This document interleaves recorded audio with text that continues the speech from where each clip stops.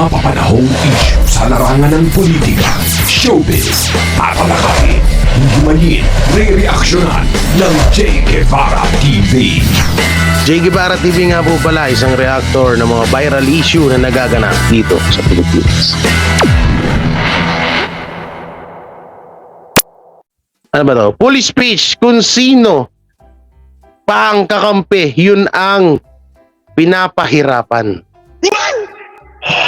Ito sa rally din to, no? Bali si attorney, akala ko nung una, nung nakita ko to, akala ito si attorney Topacio, akala ko si Senior Aguila. Di, sorry ah, gulat ako. Yung unang tingin mo, tanggalin mo yung salamin, tapos ganyan pa yung suot niya. Akala ko si Senior Aguila. Teka, si Senior Aguila, nakalabas na. Pala si attorney pala. Diyak lang huwag pikon kayo. Nakarin natin to. Yung speech niya kahapon. Malupit din bumanat to kay Rize. Banat talaga no?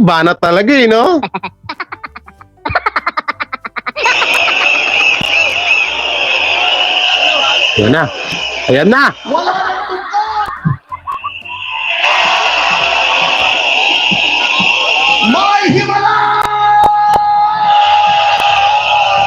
Ano yan? Wala nang tungkod, may himala.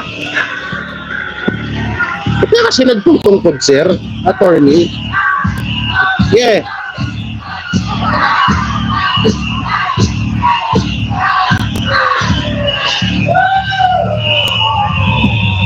Dito, tingnan nyo Ito, pansinin nyo. Kung yung mga tao na yan, talagang halimbawa bayad yan. Hindi ganyan ka-hype yan. Hindi ganyan ka... Alam mo yun, yung pagiging, yung suporta talaga nila, kitang-kita mo. Kasi maraming sasabi, mga binayaran daw. Kaya daw, nandyan na nagtitiis. Ano daw, ano yun, sabi ni Humpak, ano yun? 1.5 per day? Nagkuhat mo yan. Sabi ko, grabe naman ka ano yung 1.5 per day. Ilang tao yan? Magkano? Magkano yan? 1.5 per day? Magkano yan? Magkano? 1.5 per day sa 5,000 siguro or 10,000 or mahigit pang tao. Pero mo magkano yung hype? And tapos sinasabi ng mga bayad daw. Kitang-kita mo kasi sa mga tao na talagang hindi peke yung suporta nila. Yung tipong mga sinasabi ng mga BBM vlogger na binayaran kasi ganito. Kasi alam naman daw natin na mayaman. Si Pastor Apollo Kibuloy, nandun na tayo, may point na tayo na mayaman, no? Pero sa tingin mo sa dami niyan, 'di ba? Tsaka hindi ganyan yung mga taong binayaran. O sino nakapanood dito nung upload ni Banat Bay? Sino nakapanood nun yung about kay Barbie? Barbie Janet. Yan yung mga suporta na talagang halatadong bayad. Hindi pong wala nang kalatoy-latoy. Hindi pong daldal ka lang ng daldals. Pinapulit-ulit lang yung topic para makakuha siya ng idea para makapagbigay siya ng komento dun sa nire-reaction niya. Hindi, misa ramdam, ko ka rin kayo. Gets ko na kayo. Alam ko na kung gaano kahirap yung ginagawa niyo dyan. Ang hirap pagtanggol ng mali, no? Hindi mo masyadong hindi mo masyadong masabi yung galing dito. Kasi puro lang dito, puro lang sa bunganga. Kasi kapag ang isang salita, pag sinabi mo ng makabuluhan at makatotohanan yan, dalawa pinanggagalingan niya, puso tsaka utak. Pero kung puro bunganga lang, wala. Tingnan mo, pagiging hyper nila dito. Ayun ba yung peke? Ilang partida. Ito ang mukha ni Risa. Partida dito, pagtawa ko dito sa sinabi na attorney. Partida po 7 days. 7 days na po ito. Biruin mo, ganyan pa rin ka-hyper yung mga tao. Ayan ba yung ano? Oy, Kuya Armin, thank you. Maraming salamat. Ayan ba yung tawag dito? Ayan ba yung sinasabing binayaran lang kaya nandyan? Diba, biri mo 7 days. Pagiging ganyan nila ka hyper, ganyan yung kalakas ng suporta nila kay Pastor Apollo Kibuloy. Kung mga bayad na tao yan, hindi ganyan magkikulos yung mga yan. Kaya kalokohan yung mga pinagsasabi nyo dyan, ha?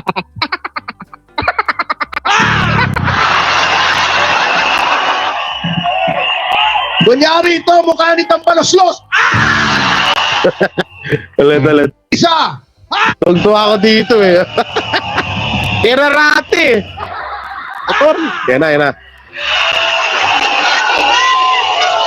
Kunyari ito, mukha ni Risa. Yan pa. Kunyari ito, mukha ni Tampalos-los. Puta yung talsik ba? Ang lakas. Ulit. Ang lakas mo, attorney, ha? Mukha ni Risa. 1, 2, 3. Mukha ni Tampalos-los. Kahit.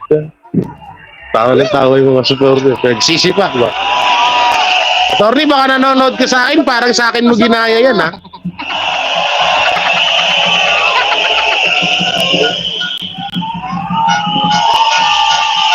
Parang sa akin ginaya ni attorney yung mga ganong style yan. Kadalasan kasi ginagawa ko yun.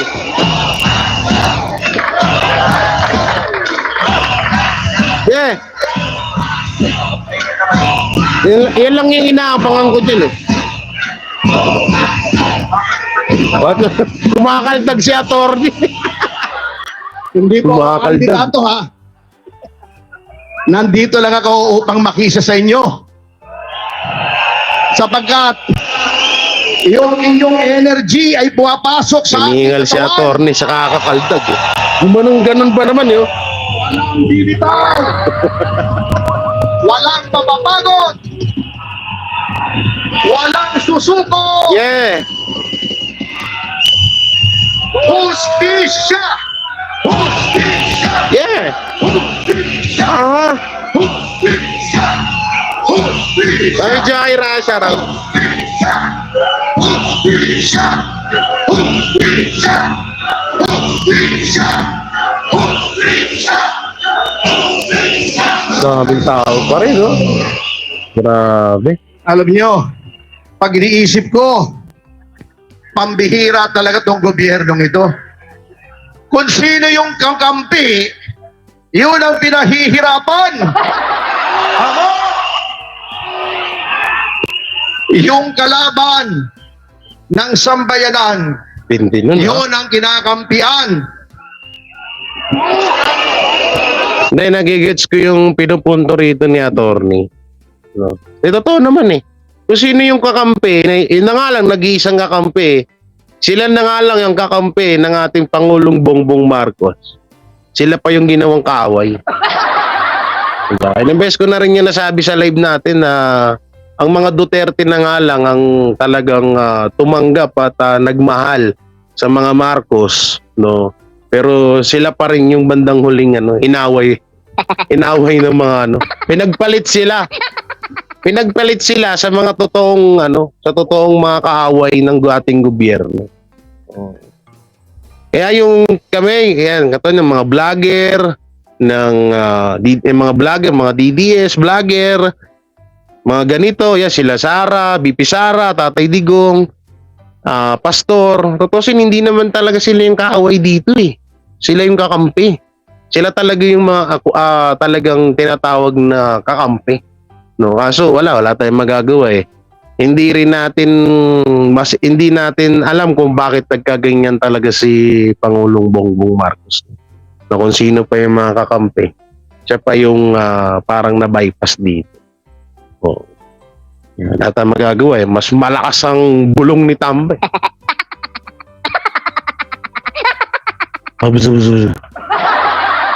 Kung ba naman pag nabulungan kang ganun eh, tignan ko di tumirik mo.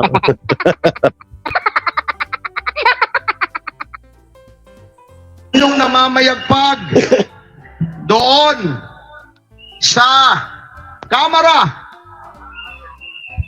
yung mga miyembro ng K-pop group K-pop. kay papangit. Ay! Ay! Shh! Mga ano ka, ba't yun, Tony? Huwag na tayo hindi na tayo malalait ngayon. K-pop. Pero ano, alam pala ni attorney, alam pala ng mga ganitong ano, yung mga salitang ganun, no? K-pop. K-pop pangit. Ay. Attorney, ba't dyan, ha? Kang ganon. Kung ganon, ha? Ba't yun? Ba't yun? Oh, alam na namin yun. Huwag mo na sabihin. Sina Franz Castro, Yan na. sina Arlene Brosas, Nako po. sina Raul Manuel, Nako po, isa pa yon sa TikTok. Nako po, inisa-isa. The trio, ano yung tawag ni, anong tawag nga ni Ben Barubal dun? The trio, ano Ben? The trio, swapangero. Tawang-tawa ko dun kay ano, yung isa, yung parang bakla. Oh, yung mga TikTok eh, no? Galing mo gigiling-giling. Galing maggiling-giling nun eh.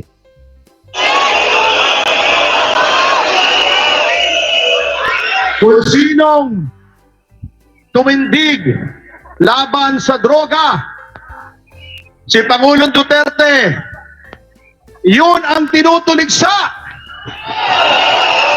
Hustisya! Hustisya! Hustisya! Hustisya! Ito lang napapaisip ako minsan ah. Kung kay Apollo Pastor Quebuloy, ganito nakadaming tao, paano pa kaya kapag kay Tatay Digong? Gulo talaga to. Pati yung mga pinsang kong engkanto, tatawagin ko na. Tropa kong tiyanak dyan. So, tara, kaisa tayo muna ngayon doon. Ibigay tayo ng support kay Tatay Digong. Kaya tingnan nyo, kaya kay Apollo, kay ano pa lang to, Pastor Quebuloy. Paano pa kaya pag Digong, Tatay Digong na ang usapan? BP Sara na usapan. Ako po. Pero wag naman sana mangyari kasi malaking gulo nun kapag nagkataon talaga.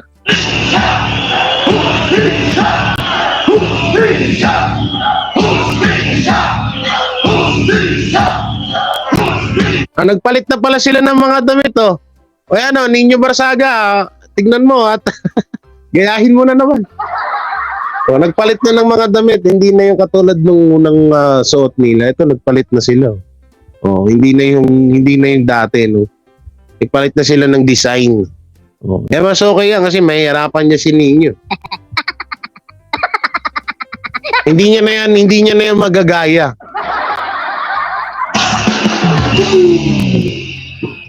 Kung sinong naglinis ng komunista doon sa mga kabundukan sa Davao, kung sinong tumitindig, ine-expose yung kababalaghan, kabuktutan, mga abuso ng mga komunista, si Pastor Quebuloy at ang SMNI, yun ang kinakansela ang prangkisa. Tawag dito, wait lang, tanong ko lang, sino galing doon sa rally na mga vlogger ng DDS? Nag-i-speech na ba si Tatay Digong? Panoorin natin kung meron na.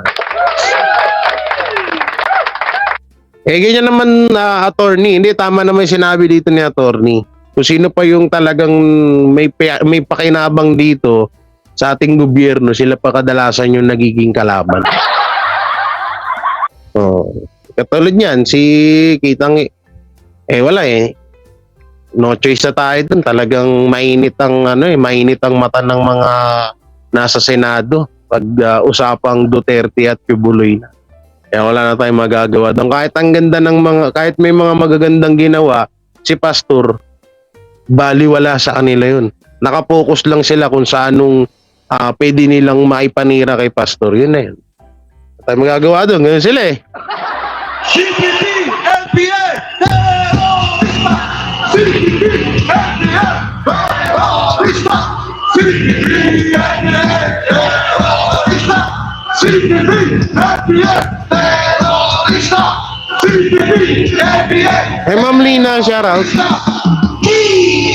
Marami pa rin tao. Bukas po, bukas ng alauna ng hapon, dudulog na naman po kami, dadagsa na naman kami, haharap na naman kami sa Kamara upang ipagtanggol ang istasyon. Ito po mga kaibigan, may comment dito, sagutin natin. Kanina pa to eh. Wala nang pag-asa. Wala nang pag-unlad. Okay? Wala nang pag-unlad. Pag lagi kayong hati sa lahat ng maupo, try nyong, ano to? Try nyong matsukata at maghanap ng trabaho. Anong matsukata? Pakiulit nga. Huwag niyo siyang i-hide. Huwag niyo siyang hide. Pakiulit nga. Paulit yung sinabi mo. Yusin mo dali. Wala na pag-unlad. Pag lagi kayong kontra or hati. Hati sa lahat ng maupo. Try niyong matsukata at maghanap ng trabaho. Paano maghanap ng trabaho? Di pa ba trabaho itong ginagawa ko? Kailangan pa ba namin pagyabang na may trabaho kami? Na ako ay isang engineering manager. Wow, engineering manager. Eh, ganun ba? Wala namang ganun eh. Okay. Ano pa to? Walang pag-unlad. Alam mo, ma'am or sir, busy po ako po. Tayo comment kayo, tapos busy ka? O sadyang bobo ka lang? Wala kang pag-unlad pag lagi kayong hati. Alam nyo, ma'am, ikaw, hindi ka pa pinapanganak, pati rin ako hindi pa pinapanganak. Ganyan talaga dito sa Pilipinas. Never nagkaroon dito ng isang desisyon. Lahat yan hati, ha? Yung nga, patunayan mo sa akin kung kailan naging isang desisyon ng mga tao dito. Sige, natawa ka. Ay, yung huling comment mo, di ko maintindihan eh. Trabaho. Bakit anong gagawin namin sa trabaho? Ba't mo pinagtatrabaho? Asawa ba kita? Tanginan to. Hindi naman kita asawa para pagtrabahuhin mo ako. Sarap-sarap ng buhay ko dito. Nakaupo lang ako, nanonood, nagre-reaction, tapos pagtatrabahuhin mo ako. Loko ka ba? Di ako galit ha. Ganito lang ako magsalita. Sorry kung na-open ka. Tsaka yung sabi mo walang pag-unlad. Eto alam nyo, ginawan ko na rin to ng reaction eh. Nasabi ko na rin to. Di ko tanda kung saan live yun eh. Alam nyo kung bakit walang pag-unlad ng ang Pilipinas? Hindi dahil sa gobyerno ha. Dahil sa inyo. Dahil sa ating lahat. Alam nyo kung bakit? Katulad niya, sisi kayo nung panahon ni Pangulong former President Tatay Digong. Sisi kayo ng sisi sa kanya hanggang ngayon na naghirap, no? Naghirap. Hindi ako si Chris Ulo, si Raulo. Rantado. Napakagwapo ko dun. Maraming nagsasabi, naghihirap daw bansa, po si Duterte. Punta na dati pa naman yan Dati pa naman may naghihirap dito sa Pilipinas Kailan ba yumaman lahat ng tao dito?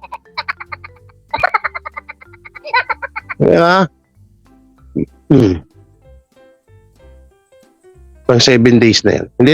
Ito yung focus ko yung nag-comment na yan Alam niyo kung bakit talagang hindi pa rin maka-unlad ng Pilipinas ngayon? Dahil sa mga tamad din na Pilipino. Kaya anong kinalaman na paghihirap nyo sa buhay nyo ng gobyerno, naiasa nyo lahat dyan. Magsipag kayo sa sarili nyo. Magsipag kayo para may pangkain kayo sa mga pamilya nyo. Hindi yung kada konting kibot. Wag wala kayong pang-aral, pang-baon sa mga anak nyo, sisi nyo sa gobyerno. Kung sisi nyo kay kay Bongbong Marcos. 1995, wala na po ako sa Pinas. Walang 1995, wala ka na sa Pinas. Paano mo nasabi yan? Wala ka na pala dito. Dahil nanonood ka lang sa movie. Sino ba sinasabihan mo kasi? Akala ko kasi ako sinasabihan mo eh. Hindi talaga unlad ng Pinas. Una, no, paano unlad ng Pinas? Anak ng anak yung mga tao dito sa Pilipinas. Anak sila ng anak na hindi naman nila kayang tustusan, tapos isisisi nyo sa gobyerno. Tapos pag binigyan kayo ng gobyerno, katulad yung dati nung hindi ko ito makalimutan talaga, bisita ko doon sa babaeng yun. Yung nag-viral sa yung na balita, yung pinagbabalik nila yung bigas, yung kasagsagan ng COVID. Dahil NFA daw. Yan ang hirap sa mga Pilipino. Inibigyan na kayo ng grasya, lalait-laitin nyo. Matas kapag wala kayong nakuha, gagawin nyo, sisisihin nyo yung gobyerno. Hanggang ngayon, sinisisi pa rin ninyo si Duterte. Si Tatay Digong. Sino ba nakaupo? Di ba si Bongbong na? Sasabihin nyo, malaking iniwan na utang ni Duterte sa Pilipinas. Bobo ba kayo? Alam nyo dumaan tayo sa krisis ha. Alam nyo nagkaroon ng coronavirus ha. Buti sana ko nung panahon ni Duterte wala namang ganyan na krisis na nangyari na para maisumbat nyo yan. Kung iba-iba nga lang presidente nung baka itong tabakong to butot balat na ako ngayon. Hindi, para na lang din to sa lahat para na lang din to sa lahat, no. Huwag niyo sisi sa gobyerno lahat, no. Kung nagpalipad ka ngayon, ma'am, so thank you. Pero ganun pa rin, yun pa rin yung sasabihin ko, ha.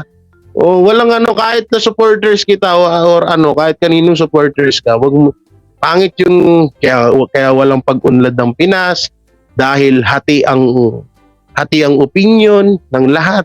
Dati pa naman ganyan. Hindi na yan magbabago. Hindi na yan magbabago. Kanina ba yung sinabi mo, ma'am? Kasi good luck po. Ano ka po ba?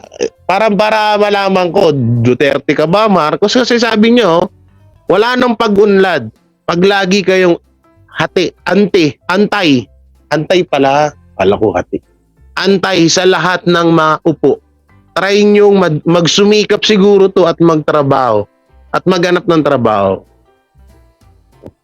Una, ma'am, hindi po kami anti-government vlogger, ha? Hindi kami anti-government. At lalong sila, hindi rin. No, hindi kami anti-government. Alam nyo kung sino yung mga anti-government? Yung mismong vlogger ng gobyerno. Sila ang anti-government, kami hindi. Pakinggan nyo ng maigi, ma'am, yung pakinggan nyo ng maigi yung mga binabanat ng mga vlogger ng gobyerno. At yung mga binabanat namin. Pag intindihin yung maigi, buksan nyo yung ulo nyo. Yung isip nyo. Buksan nyo at intindihin nyo masyado. Tingnan nyo kung sino ba yung nagiging anti-government dito. Diba? Pero inyo sinusuportahan nyo si BBM. Si Pangulong Bongbong Marcos. Tapos ang hilig nila magpa-fake news. Sa tingin nyo maganda yon? Sa tingin nyo maganda yung ganon? Good luck po. Okay. Kaaliw po kayo. Nagpapapansin lang daw pala siya. Okay. Hindi napansin na kita. Hindi nagka-content pa ako sa'yo. Kung gusto mong bawiin yung palipad mo, kunin mo na lang dyan. Nakatotohanan.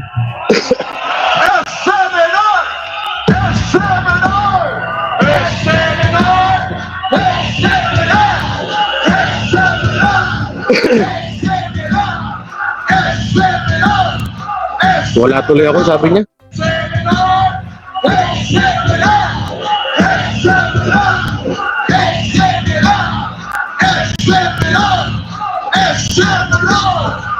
Sir J, ikaw na lang at si Banat Boy, wala doon. Alanganin po ako. Wala akong Oo, siguro kung natsyempuan to nung mga payday ng ating channel, baka kanina pa akong umaga doon, no? Medyo malayo kasi ako Bagay, malapit naman to sa totoo lang. Una, hindi kasi ako sanay sa jeep. Wow. Ako po ay taxi, Grab, kung arte. Malapit lang naman to sa Taguig. Kasi Taguig, Pasay, Oh, yan na. Malapit na doon sa Bonifacio. Pero, tsaka ang daming ko pang ginagawa ho eh. Hindi pa talaga pwede. Kaya yung susunod na araw baka. Sayang nga, nandiyan si Tatay Digong eh. Kating-kating ako dyan kanina umaga kaso marami akong inaasikaso dito. Ako po ay isang dakilang ama at kuya. Marami kasi wala na po kasi wala po ako sa poder ng magulang ko. Solo lang. Tapos mga kapatid ko nasa akin. Kaya ganun. Kaya hindi ako basta-basta pwedeng lumarga ng ganito, ng biglaan. So, siyempre, yung mga kapatid ko, pumapasok yan. Na-explain ko lang sa inyo, ha? Walang kasama rito yung mga kapatid ko, kaya ganun. Nag-subscribe ako sa'yo kasi DDS ka na tunay. Thanks. Ay, maraming salamat. Sarap naman pakinggan nun. Dati pa naman, sa totoo lang eh. Nag-showbiz vlogger lang ako. So kasi chismisan. Joke lang.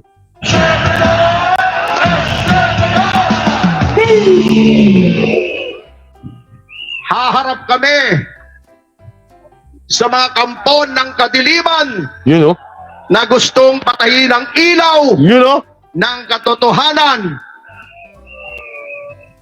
Ang SMNI po ay hindi lamang nagbibigay ng katotohanan tungkol sa mga balita. Hindi lamang lumalaban sa komunista, kundi siyang naghahatid ng salita ng Diyos, plataforma ng ating pananampalataya.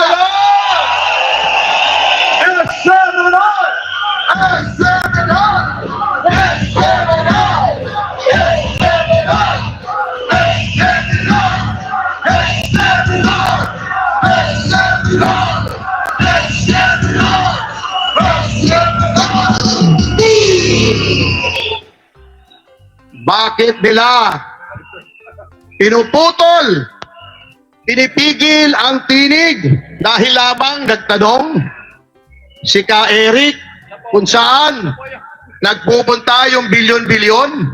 Bakit? Hindi na ba sila pwedeng tanungin? O wala silang maisagot?